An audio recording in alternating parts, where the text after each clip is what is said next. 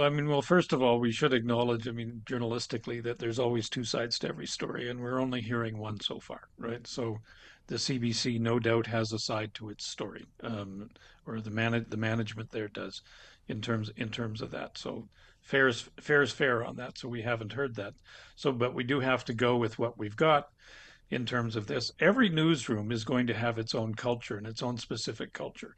And and Don Raj has obviously had a very difficult time. I mean, he was tweeting again. I saw a tweet of his from yesterday, last night, trying to sort of distance himself from being, labeled as a conservative thinker versus a liberal thinker, trying to make sure he's positioned the way he would like to be positioned as a journalist, as a fair dealer or fair broker, and not some sort of conservative folk hero now taking on all the lefties at the CBC.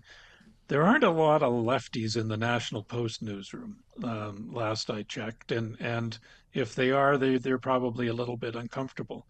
And there aren't a lot of righties in the Toronto Star newsroom, and if they are, they're probably a little bit uncomfortable. Mhm. So every newsroom, as you say, like it does have its own culture, and not everybody's going to be the best fit in each one. However, the big however, when it comes to the CBC, it has a much different mandate than, the Toronto Star, which has always been a proudly liberal paper, and the National Post, which has proudly been, and I use that with a small L and small c for conservative thinkers. Those are the audiences they're trying to cultivate.